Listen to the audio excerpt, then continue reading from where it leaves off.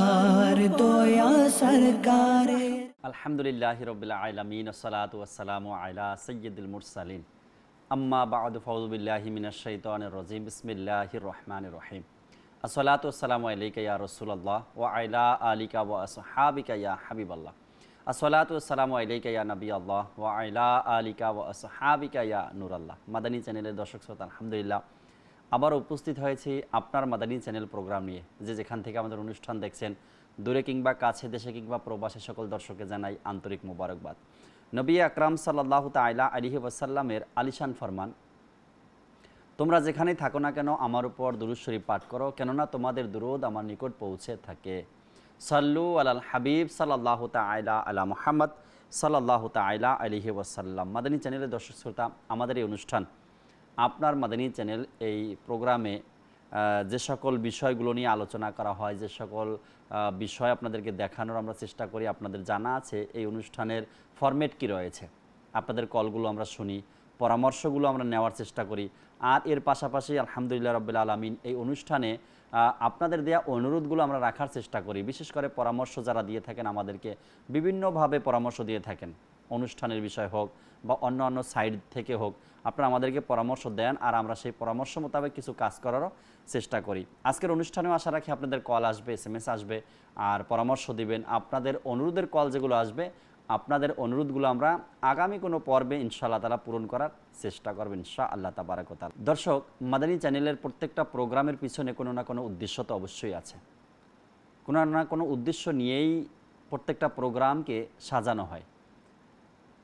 কোনোটা নেকির দাওয়াত দেওয়া, কোনোটা মানুষকে ইশকে রসুল বোঝানো, কোনো প্রোগ্রামে মানুষকে আল্লাহ তাআলার ভয়, কোনো প্রোগ্রামে মানুষকে কোরআনের মহাব্বত, কোনো প্রোগ্রামে মানুষকে হালাল আর হারাম এর পার্থক্য বোঝানো, কোনো প্রোগ্রামে মানুষকে অন্য অন্য দিকগুলো যা একজন মুসলমানের মধ্যে থাকা খুবই জরুরি, এই সকল বিষয় আলোচনা করা হয় বা এই সকল বিষয়গুলো নিয়ে অনুষ্ঠান সাজানো হয়ে থাকে।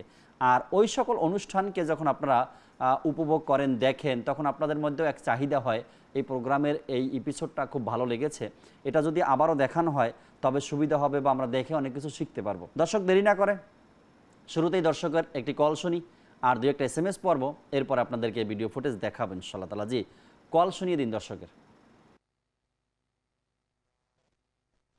আমার নাম মোহাম্মদ হুসাইন রেজা, আমার বাড়ি সিলেট হবিগঞ্জ। হুজুরের কাছে আমার একটা অনুরোধ, মাদানী চ্যানেল একটি অনুষ্ঠান হয় ইসলামিক শিক্ষা, তার এপিসোড নাম্বার 22 এর কিছু ভিডিও অংশ আমাকে দেখিয়ে দিলে উপকৃত হতাম। মাশাআল্লাহ, সাথেই থাকবেন, আমরা চেষ্টা করব আপনাকে এই প্রোগ্রামের বিশেষ অংশ দেখানোর জন্য ইনশাআল্লাহ তাবারাক ওয়া তাআলা। সাল্লাল্লাহু আলাইহি ওয়া আলিহি ওয়াসাল্লাম ইরশাদ করেন, আল্লাহ তাআলার নিকট সর্বাধিক সবচেয়ে প্রিয় আমল হলো যা নিয়মিতভাবে করে যাওয়া হয়, সুবহানাল্লাহ, যদিও তা অল্প হয়। জি, যদিও সেই আমলটা অল্প হয়। আর এই ব্যাপারটাই আল্লাহ সুবহানাহু ওয়া তাআলার প্রতি যদি আমরা তাওয়াক্কুল করি, আল্লাহ তাবারক ওয়া তাআলার প্রতি যদি আমরা ভরসা করে কোনো কাজ করি, তাহলে আল্লাহ সুবহানাহু ওয়া তাআলাই আমাদের জন্য যথেষ্ট। আলহামদুলিল্লাহ। যেমনি ভাবে আল্লাহ তাআলা কোরআনে পাকে ইরশাদ ফরমান, বিসমিল্লাহির রহমানির রহিম, ওয়া মান ইয়াতাওয়াক্কাল আলাল্লাহি ফাহুয়া হাসবুহ, অর্থাৎ যে আল্লাহর উপর ভরসা করে তবে তিনি তার জন্য যথেষ্ট।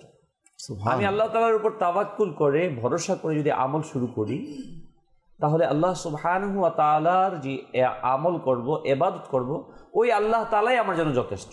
আমরা অনেকে বিভিন্ন ওয়ে, বিভিন্ন রাস্তার বিভিন্ন পথ অবলম্বন করি, আরে না এটা না, এটা না। আমি যখন কোনো কাজ করতে যাব, কোনো আমল করব, হয়তোবা সাথে সাথে এটার আউটপুট আমরা পাই না, রেজাল্টটা পাই না, ফায়দাটা পাই না, লাভটা পাই না, কিন্তু সাথে সাথে ওইটাকে ছেড়ে দেওয়া আমাদের উচিত না, বরং আমাদের ওই আমলের স্থায়িত্ব রাখা উচিত। যে নবী সাল্লাল্লাহু আলাইহি সাল্লামের আদত মোবারক, আখলাক মোবারক, চরিত্র মোবারক, তার অভ্যাস মোবারক এটা ছিল কোনো কাজের প্রতি স্থায়িত্ব থাকা। হাজারো বাধা আসলেও ওই কাজ থেকে ফিরে না আসা নেকের কাজের মধ্যে, সেটা হয় জীবন যাওয়ার উপক্রম, হোক সেটা দেশান্তরিত হওয়া, তথাপিও রাসূল করিম সাল্লাল্লাহু আলাইহি ওয়াসাল্লাম যেই কাজটাকে শুরু করতেন কল্যাণকর কাজ, ওই কাজ থেকে রাসূল করিম সাল্লাল্লাহু আলাইহি ওয়াসাল্লাম ফিরে আসতেন না। আপনারা যখনই প্রোগ্রামের নামগুলো বলবেন আমাদেরকে, তো চেষ্টা করবেন ওই অনুষ্ঠানের নাম এবং এপিসোড নাম্বার সহ আমাদেরকে জানাতে, যাতে করে সহজ হয় যে দর্শক কোন এপিসোডটা দেখতে চেয়েছেন এবং কোন বিষয়টা সে জানতে চেয়েছেন। একজন দর্শক আমাদেরকে SMS করেছেন যে কবরবাসীর ঘটনা বলি নাইম ভাই যে প্রোগ্রাম করছেন এই অনুষ্ঠানের 15 নম্বর এপিসোড থেকে কিছু বিশেষ অংশ দেখতে চেয়েছেন। আমরা দেখাবো আপনাদেরকে, এই অনুষ্ঠানই দেখাবো ইনশাআল্লাহ তাআলা, দেরি করব না। আর পাশাপাশি আরেকজন SMS করেছেন, তিনি বললেন আপনার মাদানী চ্যানেল প্রোগ্রামটি সবসময় দেখি, ভালো লাগে, আর আমাদের অনুরোধগুলো আপনারা রক্ষা করেন, এজন্য অনেক অনেক ধন্যবাদ তিনি জানিয়েছেন। ইনশাআল্লাহ তাবারাক ওয়া তাআলা সাথেই থাকুন। দর্শক চলুন একটি ভিডিও ফুটেজ আমরা দেখি, এরপরে আপনাদের কলগুলো আবার শুনবো, SMS-গুলো আবার পড়বো ইনশাআল্লাহ তাবারাক ওয়া তাআলা। জি, ভিডিও ফুটেজ দেখিয়ে দিন। হুজ্জাতুল ইসলাম হযরতে সৈয়দনা ইমাম মুহাম্মদ গাজ্জালী রাহমাতুল্লাহ আলাইহি ইহিয়াউল উলুম কিতাবে বর্ণনা করেন, মৃত্যুর সময় কেউ খলিফা আব্দুল মালিক বিন মারওয়ানকে জিজ্ঞাসা করল, এই সময় আপনি নিজেকে কেমন পাচ্ছেন? তিনি উত্তর দিলেন, হুবহু ওইরূপ যেমনটা কুরআনুল মজিদের 7ম পারার সূরাতুল আনআমের 94 নং আয়াতে আল্লাহ সুবহানাহু ওয়া তাআলা ইরশাদ করেন। তরজুমায়ে কানজুল ঈমান, এবং নিশ্চয় তোমরা আমার নিকট একাই আসবে যেভাবে আমি তোমাদেরকে একাই সৃষ্টি করেছিলাম, এবং যে ধন সম্পদ আমি তোমাদেরকে দান করেছি অবশ্যই তা পেছনে ত্যাগ করে আসবে। প্রিয় ইসলামী ভাইরা, মাদানী চ্যানেলের দর্শক শ্রোতা, আমাদেরকে একদিন ইন্তেকাল করতে হবে। আমাদের সন্তান সন্ততি, আমাদের পরিবার পরিজন, আমাদের অর্থ সম্পদ, ব্যাংক সঞ্চিত অর্থ সব কিছু দুনিয়াতেই থেকে যাবে, আর আমাদেরকে অন্ধকার কবরে শায়িত হতে হবে। যাদের জন্য খাঁটি, যাদের জন্য রাত্রদিন পরিশ্রম করে, যাদেরকে মানুষ নিজের সন্তান সন্ততিকে মানুষ করার জন্য, নিজের পরিবারের ব্যয়ভার বহন করার জন্য যে নেকি ত্যাগ করে কোথা থেকে কোথায় সফর করে বেড়াচ্ছে, আর তারা কেউ কাজে আসবে না, শুধুমাত্র কাজে আসবে নিজের নেক আমল। তাহলে যে নেক আমল আজকে আমরা ছেড়ে দিচ্ছি দুনিয়াবি কাজকর্ম করতে গিয়ে, যেটা আমাদের পরকালের সঙ্গী হবে, যেটা আমাদের কবরের মধ্যে সাহারা হবে, সেটাকে ত্যাগ করা কতই না বোকামি। মাশাআল্লাহ। দর্শক শ্রোতা, আপনারা দেখলেন, আপনাদের অনুরোধেই কিন্তু এই ভিডিও ফুটেজ তৈরি করে নিয়ে আসা হয়েছে এবং আপনাদেরকে দেখানোর আমরা চেষ্টা করেছি যে দর্শক শ্রোতার পক্ষ থেকে আসা অনুরোধের ভিডিও। মাশাআল্লাহ, হয়তো আপনি অনুরোধ পাঠিয়েছেন আর আপনার মাধ্যমে অসংখ্য দর্শক আজকের প্রোগ্রামে এই ভিডিও ফুটেজ দেখেছেন এবং সুন্দর কথাগুলো তারা শুনতে পেরেছেন, বুঝতে পেরেছেন। আলহামদুলিল্লাহ রাব্বিল আলামিন। একজন দর্শক আরও SMS করেছেন আমাদেরকে, তিনি জানালেন সৈয়দ আলফেসানি ভাই অনেক দিন আগে আল্লাহ তাআলার নেয়ামত নিয়ে একটি প্রোগ্রাম করেছেন, 6 নম্বর এপিসোডের কিছু বিশেষ ফুটেজ তিনি দেখতে চেয়েছেন, আমরা তাও আপনাদেরকে দেখাবো। চলুন আগে আলফেসানি ভাইয়ের আল্লাহ তাআলার নেয়ামত নিয়ে যে প্রোগ্রাম করছেন এর 6 নম্বর এপিসোডের কিছু ফুটেজ দেখি, এরপরে কল SMS-এর দিকে আসবো। জি, দেখিয়ে দিন। চোখ দ্বারা আমরা অনেক বস্তুসমূহ দর্শন করে থাকি। যদি আমরা দিনে গণনা করি যে এই চোখ দ্বারা দিনে হাজারো হাজারো হাজারো জিনিসকে আমরা দেখি, নিজের শরীরকে দেখে থাকি, দরজাকে দেখে থাকি, সিঁড়িকে দেখে থাকি, জানালাকে দেখে থাকি, বাহিরে বের হওয়াতে আমাদের মেইন গেটকে দেখে থাকি, রাস্তাকে দেখে থাকি, অনেক বস্তুসমূহ আমাদের দৃষ্টির সামনে ভেসে আছে, আমরা সেটার হিসাব গণনা করতে পারি না। অগণিত অগণিত কিন্তু এই জিনিস বস্তুসমূহ দেখতেও কিয়ামতের দিন হিসাব দিতে হবে। জি হ্যাঁ, 15 পারা সূরা বনী ইসরাইল আয়াত নাম্বার 36-এর মধ্যে ইরশাদ হয়েছে, অনুবাদ, নিশ্চয়ই কান, চোখ ও বক্ষ এসবই থেকে প্রশ্ন করা হবে। এই আয়াতের ভিত্তিতে তাফসিরে কুরতুবিতে লেখা হয়েছে, অর্থাৎ এটা থেকে প্রত্যেক অঙ্গের ব্যবহারের ব্যাপারে প্রশ্ন করা হবে, যেটা কোন কাজে ব্যবহার করা হয়েছে, এটা কোন কাজে ব্যবহার করেছো। অর্থাৎ বক্ষ থেকে প্রশ্ন করবে যে এর মাধ্যমে কি চিন্তা হয়েছে, মেধাকে প্রশ্ন করা হবে কোন জিনিস স্মরণে রেখেছো। আল্লাহ আল্লাহ, ওই সময় যখন কান ও চোখ থেকে প্রশ্ন করা হবে যে তোমার মাধ্যমে কি কি শুনেছো, কি কি দেখেছো, তখন আমরা কি জবাব দিব? প্রিয় ইসলামী ভাইয়েরা, যেখানে প্রকাশ্যে চোখের হেফাজত জরুরি রয়েছে, সেখানে আমরা ওই জিনিসসমূহ দেখে থাকি যা দেখার উপর শাস্তিও রয়েছে, সেখানেও আমাদের সতর্কতা অবলম্বন করা উচিত। পারা 18 এর মধ্যে উল্লেখ রয়েছে মুসলমান পুরুষদেরকে আদেশ দিন যেন তাদের নিজেদের দৃষ্টিকে নিচু রাখে, নিজেদের লজ্জাস্থানকে হেফাজত করে। এটা তাদের জন্য খুবই পবিত্রতা। নিশ্চয়ই আল্লাহ তাদের কর্মের ব্যাপারে জানেন। এবং মুসলমান মহিলাদেরকে আদেশ দিন যেন তারা তাদের দৃষ্টিকে নত রাখেন এবং নিজেদের লজ্জাস্থানকে হেফাজত করে। প্রিয় ইসলামী ভাইরা এবং মাদানী দর্শকবৃন্দ, যে ব্যক্তি উত্তেজনাবশত বেগনা মহিলার সৌন্দর্যকে দেখবে, কিয়ামতের দিন তার চোখে গলিত সীসা ঢেলে দেওয়া হবে। আজ আমাদের চোখের মধ্যে যদি কোনো সামান্য ছোট বালুকণাও চলে আসে তখন আমরা অস্থির হয়ে যাই। কোনো ময়লা যদি চলে আসে আমরা অস্থির হয়ে যাই। চোখ থেকে কিভাবে বের হব, চোখ থেকে পানি চলে আসে। প্রিয় ইসলামী ভাইরা এবং মাদানী দর্শকবৃন্দ, আমরা আমাদের চোখকে হেফাজত করি। অগ্নিশিখা এগুলো আমরা সহ্য করতে পারবো না, নিশ্চয়ই পারবো না। আল্লাহ আমাদেরকে বেহিসাব মাগফিরাত দান করুক। আমাদের চোখ নেয়ামত সম্পর্কে যদি আল্লাহ তাআলা আমাদের থেকে হিসাব নেন তাহলে আমরা কখনোই হিসাব দিতে পারবো না, নিশ্চয়ই পারবো না। কোনো আযাবকে আমরা সহ্য করতে পারবো না। মাশাআল্লাহ, আমরা এই প্রোগ্রামের ভিডিও ফুটেজও দেখলাম। সৈয়দ আলফিসানি ভাই মাশাআল্লাহ আল্লাহ তাআলার নেয়ামত নিয়ে কয়েকটি প্রোগ্রাম করেছেন। এর মধ্যে 6 নম্বর এপিসোডে যে চমৎকার আলোচনা শুনলাম আমরা আল্লাহ তাআলার নেয়ামত সম্পর্কে, আল্লাহ তাআলা বোঝার তৌফিক দান করুক। একজন দর্শক আমাদেরকে আরও SMS করেছেন, কিন্তু আগে কল শুনি, এরপরে ভিডিও ফুটেজ দেখাবো আপনাদেরকে। জি, কল শুনিয়ে দিন। আমার নাম মোহাম্মদ সজীব। মাদানী চ্যানেলের কাছে আমার একটি অনুরোধ, আপনাদের চ্যানেলে একটি অনুষ্ঠান হয়ে থাকে মুমিনদের হাতিয়ার, এপিসোড নাম্বার 21, বিশ্বে পবিত্র স্থানে দোয়া করার ফজিলত, এর কিছু ভিডিও আমাকে দেখিয়ে দিলে মেহেরবানি হবে। মাশাআল্লাহ, মুমিনের হাতিয়ার যে প্রোগ্রাম, এটাও আলফিসানি ভাইয়ের। চলুন আগে আমরা আলফিসানি ভাইয়ের এই প্রোগ্রাম মুমিনের হাতিয়ার দেখে নিই, এরপর দর্শকের যে SMS আছে তাও পড়ার চেষ্টা করব। জি, সিরিয়ার দামেশকে আপনার নাদের মাজার শরীফ রয়েছে ও তার মহিয়সী বিবি ফকিহা ফাজিলা সৈয়দা ফাতিমা রহমতুল্লাহ আলাইহা, তিনি একজন বিখ্যাত আলিমা ছিলেন, ফকিহা ছিলেন। এ দুজনের কবরে মধ্যবর্তী স্থানের মধ্যে দোয়া কবুল হয়। আল্লামা ইবনে আবিদিন শামী রহমতুল্লাহ তাআলা আলাইহি আপনার সিরিয়ার দামেশকে বাবে আল সগীরে তার মাজার অবস্থিত রয়েছে। তো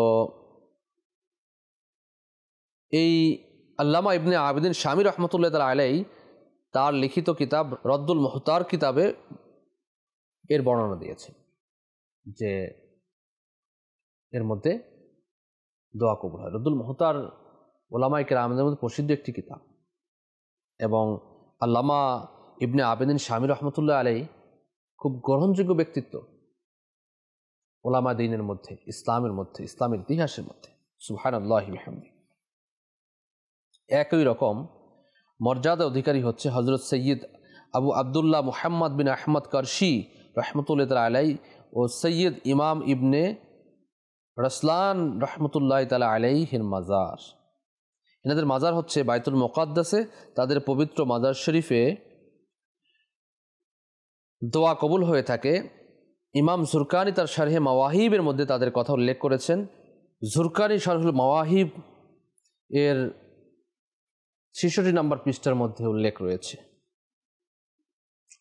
এরপরে আমরা যদি আরেকটু সামনের দিকে যাই, ইমাম জুরকানি রহমতুল্লাহ তাআলা আলাইহি, সিদনা ইমাম আসহাব রহমতুল্লাহ তাআলা আলাইহি, ইমাম ইবনে কাসিম রহমতুল্লাহ তাআলা আলাইহি এর বিষয়ে একই কথা লিখেছেন যে এদের মাজারে উভয় কবরের মধ্যবর্তী জায়গায় দাঁড়িয়ে প্রথমে 100 বার সূরা ইখলাস পাঠ করবে, এরপরে দোয়া করবে ইনশাআল্লাহ তাআলা কিবলামুখী হয়ে আল্লাহ তাআলা দরবারে যেই দোয়া করবে সেই দোয়া কবুল হবে। সৈয়দুনা ইমাম লাল মুহাম্মদ আহমদ বিন আলী হামদানি রহমতুল্লাহ তাআলা আলাইহি, যার মাজার শরীফে দোয়া কবুল হয়ে থাকে। কাশফুল জুনুন হাদাওয়াতুল আরিফিনের মধ্যে উল্লেখ রয়েছে যে ইমাম লাল মুহাম্মদ আহমদ বিন আলী হামদানি রহমতুল্লাহ আলাইহির মাজার শরীফে দোয়া কবুল হয়ে থাকে। একইভাবে আপনার সকল আউলিয়া কিরাম, সালেহীন, ধর্মীয় ব্যক্তিত্বদের মাজারসমূহ, একইভাবে তাদের খানকা, বিশ্রামস্থলসমূহ আপনার এই সকল স্থানে দোয়া কবুল হয়। আল্লাহ পাক আমাদেরকে দুনিয়া ও আখিরাতে তাদের রুহানি ফায়েজ দ্বারা মালামাল করুন। মাশাআল্লাহ, দোয়া মুমিনের হাতিয়ার, এটা তো হয়তো বা অনেক আগে থেকেই, ছোটোবেলা থেকে আমরা জানি দোয়া মুমিনের হাতিয়ার। আর খুবই চমৎকারভাবে কিছু কথা আলফিসানি ভাই আমাদের সামনে তুলে ধরার চেষ্টা করলেন।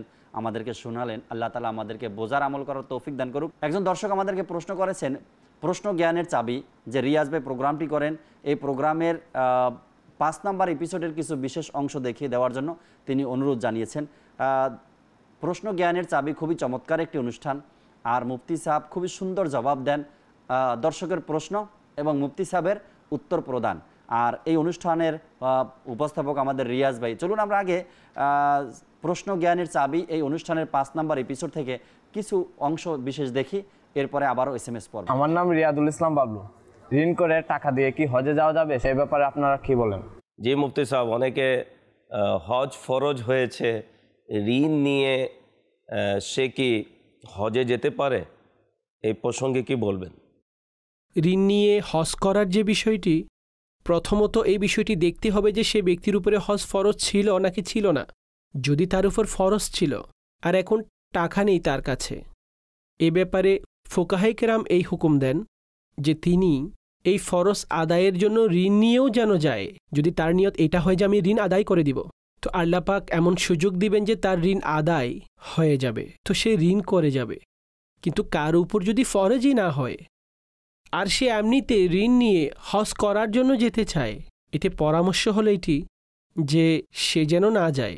দেখুন, ঋণের লেনদেন তো জায়েজ, আপনি আপনার জরুরি কোনো প্রয়োজনে কিংবা ঘরোয়া কাজে ঋণ তো নিতেই পারেন, কিন্তু বিষয়টি হলো শরীয়ত যখন আপনার উপর ফরজই করেনি, তো আপনি মানুষের লাখ টাকা ঋণ নিয়ে আপনি যাবেন আর প্রকাশ্যে কোনো কারণে এর মধ্যে নেই, তো এই অবস্থায় আপনার এমন আমল ইখতিয়ার করা উচিত নয়। অবশ্য ঋণ যদি কোনো কোম্পানি দিচ্ছে, অনেক সময় অনেকে সহজে ঋণ দিয়ে দেয়, হজ করতে চলে যান আর এভাবেই ঋণ পরিশোধ করুন। অথবা বিসিবি কমিটি যেগুলো দেয় এগুলোও ঋণ, এখন কারো বের হয়ে আসলো, বাকি টাকা আদায় করতে হবে, তো এই ধরনের ঋণ তো ঠিক আছে, সে এভাবে যেতে পারে। কিন্তু প্রথমত যে 2 অবস্থা আমি সেগুলো বর্ণনা করে দিয়েছি, হজ ফরজ ছিল কিংবা হজ ফরজ হয়নি, উভয়ের দিকে লক্ষ্য করুন। ফরজ ছিল, করেনি, তো এখন ঋণ নিয়ে চলে যাবেন। নিয়ত এটা রাখবে যে তাকে ঋণও আদায় করতে হবে, ইনশাআল্লাহ ফরজও আদায় হয়ে যাবে আর আল্লাহ ঋণ পরিশোধেরও কোনো সমাধান দিয়ে দিবেন। আর যদি কোনো ব্যক্তি এমন যে হস্ত তার উপর ফরজ হয়েছে, চাই এক্সট্রা জমিনের কারণে, প্লটের কারণে, জায়গার কারণে, কিন্তু তিনি এগুলো বিক্রি করতে চাইছেন না, তো শরীয়ত এখন এটাই বলে যে হয়তো সেই বস্তু বিক্রি করে যাবে কিংবা ঋণ নিয়ে যাবে। এখন তাকে এটা বলা হবে না যে যখন বিক্রি হবে, যখন কিছু হবে তখন দেখা যাবে। এই অবস্থাটি হলো যে এমন যে যখন ঋণ নেওয়া আবশ্যিক হয়ে যাবে তো তখন ঋণ নাও আর তোমার ফরজ আদায় করো, অথবা তোমার সম্পদ বিক্রি করে দাও। অত্যন্ত চমৎকারভাবে তিনি উত্তর প্রদান করেছেন। যাদের উপর হজ ফরজ হয়েছে কিন্তু যাবার কোনো ব্যবস্থা নেই, ঋণ নিয়েও হজ করতে যেতে হবে, বা এমন কিছু জিনিস রয়েছে যা বিক্রি করে সে হজে যেতে পারবে, বিক্রি করেও হজে যেতে পারে, বা বিক্রি করতে চায় না তবে ঋণ নিয়ে হজ করবে, আবার ওই ঋণ পরিশোধ করার তার নিয়ত যেন থাকে। কিন্তু যার উপর হজ ফরজই নেই তাদেরকে ঋণ করে হজে যাওয়া নিষেধ করা হয়েছে। মাদানী চ্যানেলের দর্শক শ্রোতা, প্রোগ্রাম আপনারা দেখছিলেন যে খুবই চমৎকার কিছু প্রশ্ন যা সবসময় আমাদের মাঝে হয়ে থাকে, হয়তো আমরা এর উত্তর খুঁজি সবসময়, কি উত্তর হতে পারে বা কি উত্তর হবে। আজ এই প্রোগ্রামের মাধ্যমে মুফতি সাহেব খুবই সুন্দরভাবে এর আলোচনা করেছেন, আর সবসময় আশা রাখি এই প্রোগ্রামটি দেখবেন। আপনারা যারা এই প্রোগ্রামের শুরু থেকে 1 নম্বর এপিসোড থেকে নিয়ে দেখতে চান তারা ইউটিউব থেকেও দেখতে পারেন। আমাদের ইউটিউবে যে চ্যানেল রয়েছে মাদানী চ্যানেল বাংলা, এখানেও প্রশ্ন জ্ঞানের চাবি এই অনুষ্ঠানটি রাখা আছে, এখান থেকে আপনারা সব প্রোগ্রামগুলো দেখে নেন। অনেক প্রশ্ন এবং তার উত্তর এর মধ্যে রয়েছে, খুব সহজ হবে আপনার জন্য জানা, কেননা বাংলায় প্রোগ্রামটি করা হয়েছে। মুফতি সাহেব খুব সুন্দরভাবে জবাব দিয়েছেন এবং রিয়াজ ভাইও তার পাশাপাশি বোঝানোর চেষ্টা করেছেন। আল্লাহ তাআলা কবুল করে নিক। আরেকটা কল শুনি আমরা এবং আবারও এরপরে প্যাকেজের দিকে যাবো। যে কল শুনিয়ে দিন। আমার বাড়ি নোয়াখালী। মাদানী চ্যানেলের কাছে আমার একটি অনুরোধ, আপনাদের চ্যানেলে একটি অনুষ্ঠান হয়ে থাকে, তার নাম সন্তানের সুশিক্ষা, এপিসোড নাম্বার 55, বিষয় নেক আমলের প্রশিক্ষণ। এর কিছু ভিডিও আমাকে দেখিয়ে দিলে মেহেরবানি হবে। মাশাআল্লাহ, এই অনুষ্ঠানটি আমাদের কামাল ভাইয়ের সন্তানের সুশিক্ষা, সন্তানকে কিভাবে আমি গড়ে তুলব, সন্তানকে কিভাবে তৈরি করব, সন্তানকে কোন কোন শিক্ষাগুলো দিব আর কোন শিক্ষা দেওয়া জরুরি, আর কিতাবের মধ্যে, কোরআন ও হাদিসে পাকের মধ্যে, ইসলামের মধ্যে সন্তানকে কোন কোন শিক্ষা দেওয়ার ব্যাপারে উৎসাহ প্রদান করেছেন। এমন অনেক আলোচনা এই প্রোগ্রামে, সন্তানের সুশিক্ষা। আর আপনি অনুরোধ জানিয়েছেন, চলুন আগে সন্তানের সুশিক্ষা এই প্রোগ্রামের বিশেষ অংশ দেখি, এরপরে আবারও আপনাদের SMS পড়বেন ইনশাআল্লাহ তাআলা। জি, হায়াতুন নবী, আখরি নবী, নূরানি নবী, নবী মুহাম্মদ রাসূলুল্লাহ সাল্লাল্লাহু তাআলা আলাইহি ওয়াসাল্লাম ইরশাদ করে এভাবে, ভালো কথা ছাড়া অন্য কথা মুখ দিয়ে বলো না, চুপ থাকো। বললে ভালো কথা বলবে, অন্যথায় চুপ থাকো। এভাবে তুমি শয়তানের উপর বিজয় লাভ করবে। আজকে আমাদের মধ্যে আছে, আমরা অনেক কথা বলি, অনেক ধরনের কথা বলি, অনেক প্রকারের কথা বলি, কিন্তু সব কথার কোনো, অনেক কথার অর্থ আছে, অনেক কথার নাই। হয়তো অনেক কথা না বললেও চলতো, কিন্তু এই ব্যাপারে কোনো খবর নাই। তো এই জন্য আমি আমার ছেলেকে, আপনি আপনার মেয়েকে, সবাইকে বলি, দরকারি কথা হলে বলি, না হলে চুপ থাকি।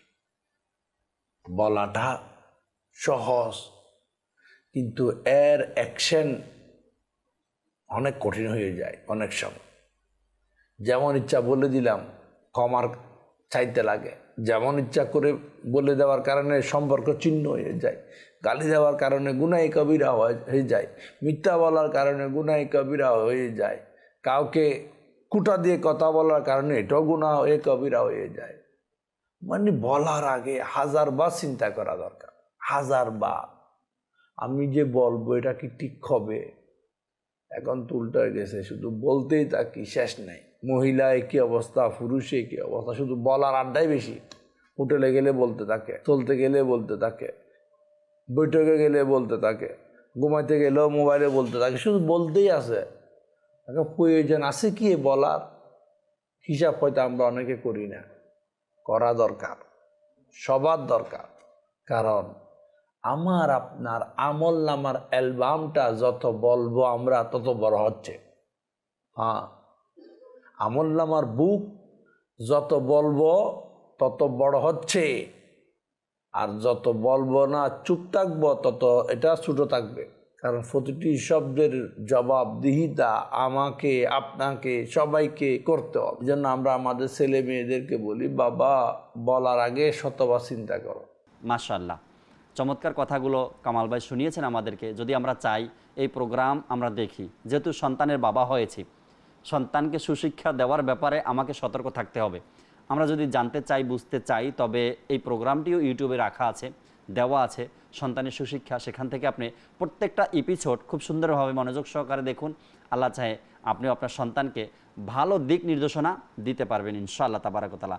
একজন দর্শকের আরও অনুরোধ ছিল যে আমাদের নাসির মাদানী ভাই আর শাহরুখ ভাই একটি প্রোগ্রাম করেছেন, দুরুদ ও সালামের উপহার, দুরুদ শরীফের উপহার বা দুরুদ ও সালামের উপহার।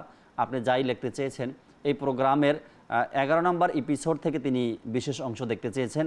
চলুন আগে এই প্রোগ্রাম অর্থাৎ দুরুদ ও সালামের উপহার এই অনুষ্ঠানের 11 নম্বর এপিসোডের কিছু বিশেষ অংশ দেখি, তারপরে আরেকটি কল আপনাদের শুনবো। জি, ভিডিও দেখিয়ে দিন। আমার নবী পাক সাল্লাল্লাহু আলাইহি ওয়াসাল্লামের নাম মোবারক যদি আমি লিখি, ওই লেখা অবস্থায় যদি কেউ লিখে যদি ইন্তেকাল করে 5 বছর, 10 বছর, 20 বছর পর, যতদিন থাকবে তার জন্য ক্ষমা চাইতে থাকবে এবং তার জন্য সাদকায়ে জারিয়া, একটা সওয়াবের মিটার জারি থাকবে। আল্লাহ পাক যদি চাই, এটা আমরা কেন বা এটা অর্জন করব না? তো এটা আমাদের উচিত। আসলে শাহরুখ ভাই, এটা বলছিলাম যে আমার নবী পাক সাল্লাল্লাহু আলাইহি ওয়াসাল্লামের নাম মোবারক লিখলে যে সময় কমে যাবে, এটা নয়। আসলে এটা যে নবী রাসূলের আমি হাত পেয়েছি, যে নবী রাসূলের সময় পেয়েছি, যে নবী রাসূলের আমি কাগজ পেয়েছি, পরীক্ষা পেয়েছি, জীবন পেয়েছি, পুরা জীবন, পুরা দুনিয়া আখিরাত সব পেয়েছে আমার নবীর সাদকায়। তো ওই নবীর প্রশংসা যখন আমি গাইবো, তখন খুদ আল্লাহ পাক আমার উপর রাজি হয়ে যাবে এবং দুনিয়া আখিরাতের মধ্যে আল্লাহ পাক অফুরন্ত নিয়ামত আমাকে দান করবে। সুবহানাল্লাহ, সুবহানাল্লাহ। মাদানী চ্যানেলের দর্শক শ্রোতা, নাসির ভাই যে হাদিস শরীফটি বলেছিল, তখনই আমার একটি হাদিসে মোবারকা মনে পড়ে যায়, যেখানে আমার নবী করিম সাল্লাল্লাহু আলাইহি ওয়াসাল্লাম এইভাবে ইরশাদ করেন যে যখন আমার নবী করিম সাল্লাল্লাহু তাআলা আলাইহি ওয়া আলিহি ওয়াসাল্লামের উপর দুরূদ শরীফ পাঠ করা অথবা লেখা হয় না, তখন যেন সুন্দর সুন্দর নাম সমূহে ওই দুরূদ শরীফ লেখা বা পড়া হয়। এতে আমার নবী পাক সাল্লাল্লাহু আলাইহি ওয়াসাল্লাম আরও বেশি কী হয়ে যান, খুশি হয়ে যান। সুবহানাল্লাহ। তাছাড়াও দুরুল মুক্তার কিতাবের মধ্যে আপনার একটি হাদিসে মোবারক এভাবে এসেছে যে আমার নবী করিম সাল্লাল্লাহু আলাইহি ওয়াসাল্লাম ইরশাদ করেন, যখন তোমরা কোনো কিতাবে আমার নাম লিখবে তখন নামের সাথে পরিপূর্ণ দুরূদ শরীফ যাতে লেখা হয়। কেননা অনেক ওলামা ইকরামগণ বলেছেন যে যখন আমার নবী করিম সাল্লাল্লাহু আলাইহি ওয়াসাল্লাম এর নাম লেখা হয়, নাম মোবারক যখন লেখা হয়, সেটা কোনো কিতাবে হোক অথবা আমি কোনো প্রশ্নের উত্তর লিখছি, যেখানেই লিখি বাস আমার নবী করিম সাল্লাল্লাহু আলাইহি ওয়াসাল্লামের নাম মোবারক চলে এসেছে, ওখানে দুরূদ শরীফ লেখা ওয়াজিব হয়ে যায়। তো ওয়াজিব মানে দর্শক শ্রোতা এটা বুঝতেই পারছেন, ওয়াজিব যদি আমরা এটা ছেড়ে দিই তাহলে গুনাহগার হয়ে যাই। আচ্ছা, আমি একটা আরজ করব। জি, লিখছি না কেন, এটার কষ্টটা কোথায়? এটার কষ্ট যদি শাহরুখ আপনি যদি দেখেন, তবে কয়েকটা কষ্ট আমাদের কাছে আসবে। তার মধ্যে একটা হচ্ছে আমাদের সময় চলে যাবে মনে করে, আস্তাগফিরুল্লাহ, নাউযুবিল্লাহ। তো অনেকে মনে করে কষ্ট হবে, অনেকে মনে করে নাউযুবিল্লাহ। এটা লিখতে যদি হয়ে যাচ্ছে তো লেখার দরকার কি? অন্তরে অন্তরে বলে নিব। তাদের মধ্যে ওই যে ইলমি দ্বীনের অভাব রয়েছে। অনেকে দ দিয়ে ব্র্যাকেট দিয়ে দেয়, অনেকে দন্তের স দিয়ে দেয়। তো এটা দ্বারা আসলে হাকিকতে কি? এটা বাহার শরীয়ত প্রথম কোটের মধ্যে 534 পৃষ্ঠার মধ্যে এভাবে উল্লেখ রয়েছে, যখন তাজদার রিসালাত শাহনশাহে নবুবত আমার প্রিয় নবী সাল্লাল্লাহু আলাইহি ওয়াসাল্লামের সম্মানিত নাম মোবারক লেখা হবে, তখন অবশ্যই দুরূদ শরীফ লিখবে। কেননা অনেক উলামায়ে কেরামের মতে এই সময় দুরূদ শরীফ লেখা ওয়াজিব। এখন একটা পৃষ্ঠার মধ্যে 500 বার, 100 বার, 10 বার, যতবার আসুক প্রত্যেকবার দুরূদ শরীফ লেখার ক্ষেত্রে লিখতে হবে। হ্যাঁ, পড়ার ক্ষেত্রে একবার আমার নবী পাক সাল্লাল্লাহু আলাইহি ওয়াসাল্লামের নাম মোবারক শুনলাম, একটা মজলিসের মধ্যে যদি একবার পড়া হয় ওয়াজিব আদা হয়ে যাবে। কিন্তু বারবার পড়ার সুযোগ থাকার সত্ত্বেও না পড়াটা অনেক বড় একটা সওয়াব থেকে বঞ্চিত হওয়ার মাধ্যম। জি, মাদানী চ্যানেলের দর্শক শ্রোতা, দুরূদ ও সালাম নিয়ে খুবই চমৎকার কিছু কথা, যে সকল কথাগুলো আমাদের হৃদয়ের মধ্যে, আমাদের অন্তরের মধ্যে দুরূদ শরীফের ভালোবাসা আরও বাড়িয়ে দেয়, আরও বৃদ্ধি করে দেয়, যেন আমরা দুরূদ ও সালাম পাঠ করি, দুরূদ শরীফ পাঠ করি। আল্লাহ চাই ইনশাআল্লাহ তাআলা এই অনুষ্ঠান দেখেও হাজার হাজার মানুষের অন্তরে দুরূদ শরীফের ভালোবাসা বাড়তেই থাকবে ইনশাআল্লাহ তাবারাক ওয়া তাআলা। দর্শকের আরও কিছু কল আছে, কল শুনি, প্যাকেজ দেখাবে এরপর ইনশাআল্লাহ তাআলা। জি, আমার নাম মোহাম্মদ হেলালুদ্দিন, আমার বাড়ি চট্টগ্রাম হাটহাজারে। মাদানী চ্যানেলের কাছে আমার একটি অনুরোধ, আপনাদের চ্যানেলে একটি অনুষ্ঠান হয়ে থাকে জিয়ারতে হারামাইন, এপিসোড হচ্ছে 7 নাম্বার। এর কিছু ভিডিও অংশ আমাকে দেখিয়ে দিলে আমি খুবই উপকৃত হতাম। মাশাআল্লাহ, আপনি যে প্রোগ্রামের নাম নিয়েছেন সম্ভবত এটি ডাবিং প্রোগ্রাম। ডাবিং প্রোগ্রাম হলো আপনাকে আমরা দেখাবো ইনশাআল্লাহ তাবারাক ওয়া তাআলা।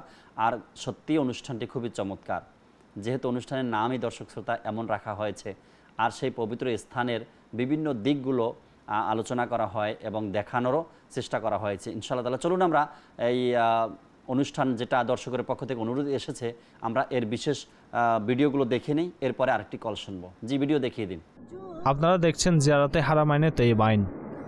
আর আলহামদুলিল্লাহ আমরা এখানে বিভিন্ন স্থানের মদিনা শরীফের জিয়ারত করছি। আর এমনিতেই বিশ্বাস করুন আমার প্রিয় ইসলামী ভাইয়েরা এবং মাদানী চ্যানেলের দর্শক শ্রোতা, মদিনায়ে পাকের অনুপরমাণুও দেখার মতো। আর এটি সেই শহর, এখানকার গলিতে আশেকগণ দৃষ্টি বিছিয়ে দেয়। কিন্তু এখন আমরা যে পবিত্র জায়গায় দাঁড়িয়ে আছি, মদিনা শরীফে খুবই সুন্দর একটি খেজুরের বাগান। আর এর সম্পর্কে রেওয়ায়েত পাওয়া যায় যে এখানে সরকারে দো আলম নূরে মুজাসসাম সাল্লাল্লাহু তাআলা আলাইহি ওয়াসাল্লামের মোবারক ওটনি কাসওয়া, যার উপর হুজুর পাক সাল্লাল্লাহু তাআলা আলাইহি ওয়াসাল্লাম সওয়ার হতেন, সেই মোবারক ওটনির পায়ের নিশানা রয়েছে। আর আশিকের রসুল এখানে এসে বরকত নিয়ে থাকেন। এই যে আপনারা দেখছেন আমার ডান পাশে একটি পায়ের নিশানা রয়েছে, আর আরেকটি চিহ্ন এই পাশে। এর সম্পর্কে এই রেওয়ায়েত পাওয়া যায় যে হুজুর সাল্লাল্লাহু তাআলা আলাইহি ওয়াসাল্লামের ওটনি কাসওয়ার পায়ের নিশানা। আমার প্রিয় ইসলামী ভাইয়েরা, খুবই চিন্তার বিষয়, হুজুর পাক সাল্লাল্লাহু তাআলা আলাইহি ওয়াসাল্লামের শান কেমন ছিল। আমার নবী যেই প্রাণীর উপর সওয়ার করতেন তার কদমের জন্য জমিন মোম হয়ে যেত। আর তার পায়ের নিশানা আজও মদিনা শরীফের গলির মধ্যে মজুদ রয়েছে। আল্লাহ তাআলা মদিনা শরীফের বরকত আমাদের সবাইকে নসিব করুক। মদিনা শরীফের মোহাব্বত আশেকদের অন্তরে কেন হবে না? আপনি দুনিয়ার মধ্যে যেখানেই থাকুন না কেন, অবশ্যই আপনার অন্তর মদিনা শরীফে আসার জন্য ব্যাকুল।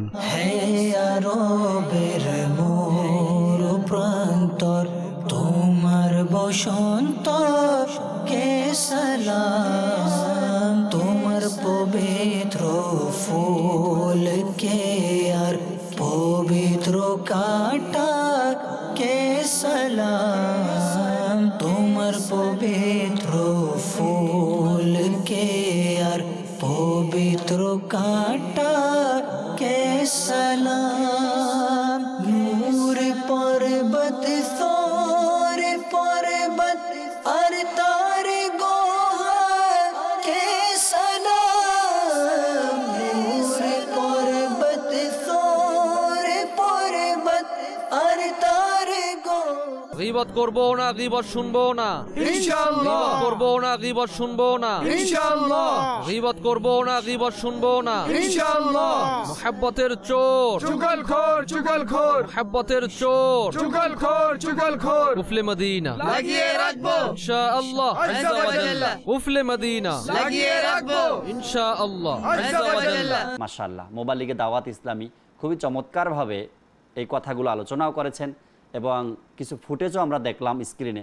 আল্লাহ তালা কবুল করেনিক আপনার আমার সেখানে উপস্থিত হওয়া, আল্লাহ তালা তৌফিক দান করুক, আমরা যেন সেখানে যেতে পারি, উপস্থিত হতে পারি, আল্লাহ তালা কবুল করেনিক। জি, পরবর্তী কল দেন। আমার নাম আসিফ আহমদ, আমার বাড়ি চট্টগ্রাম।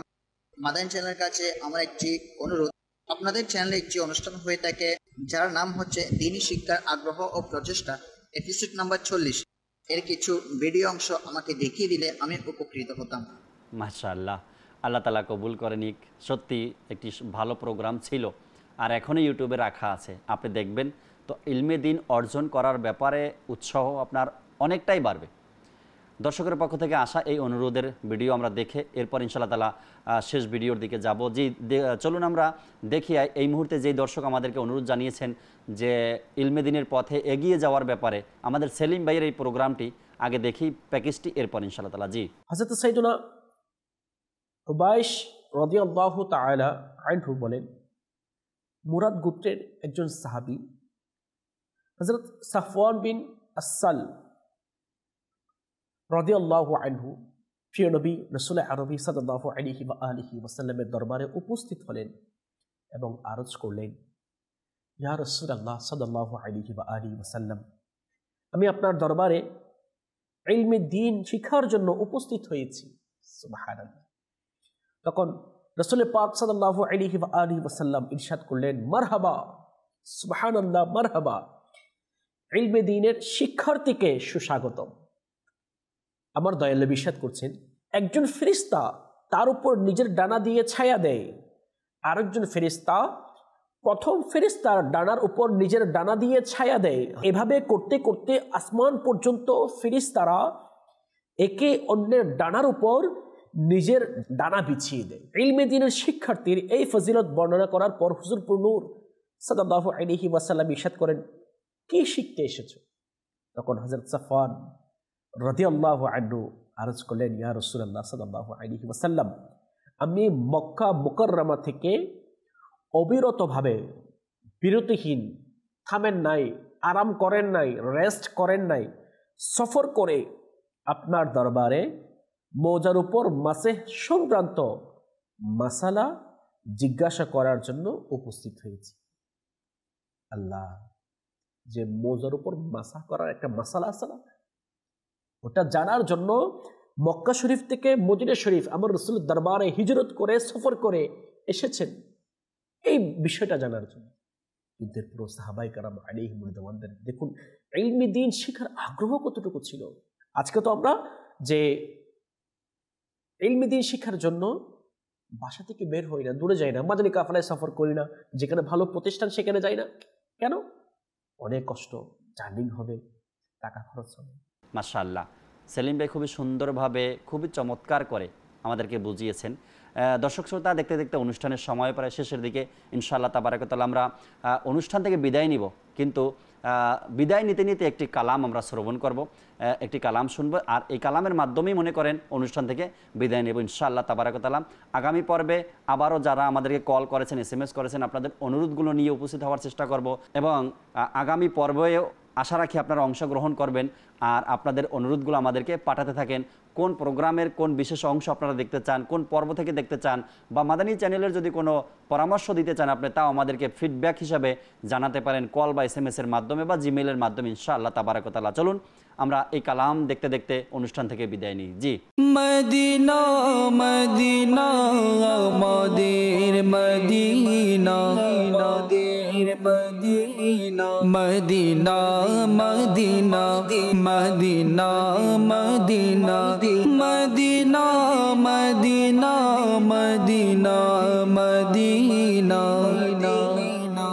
ছাড়ো চিন্তা পৃথিবী মদিনায় চলো সবে মনের আশা পূরণ হবে প্রিয় নবীর দ্বারে গেলে ছাড়ো চিন্তা পৃথিবী রহমতের মেঘে মালা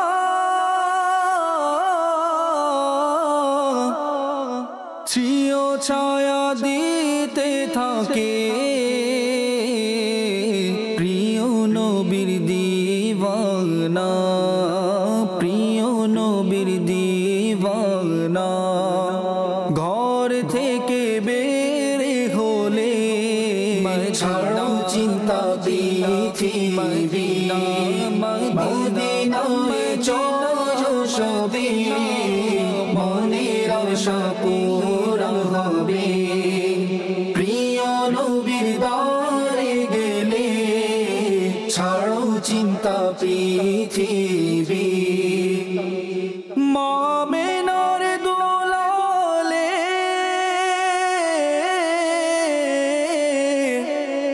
সব নবীদের সরদারে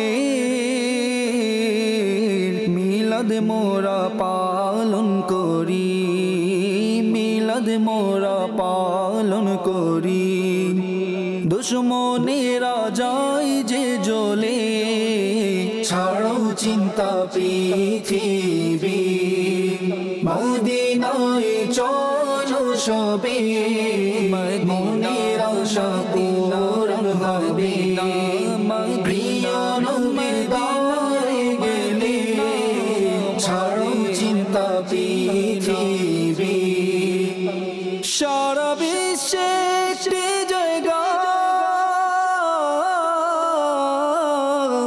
আর তা হলো মদিনা যেথায় আমাদের মতো যেথায় আমাদের মতো অচল টাকা যায় যে চলে ছাড়ো চিন্তা পৃথিবী মদিনায় চলো সবে মনের আশা পূরণ হবে প্রিয় নবীর দ্বারে গেলে ছাড়ো চিন্তা পৃথিবী অন্য কারো দরবারে যায় না কখনো তারা পূরণ হয় যাদের আশা পূরণ হয় যাদের আশা প্রিয় নবীর দ্বারে গেলে ছাড়ো চিন্তা পৃথিবী মদিনায় চলো সবে মনের আশা পূরণ হবে প্রিয় নবীর দ্বারে গেলে ছাড়ো চিন্তা পৃথিবী মদনী চ্যানেলের তোরে সঙ্গ দেয় জগতারের তার উপর হোক খুদার রহমত তার দয়া সরকার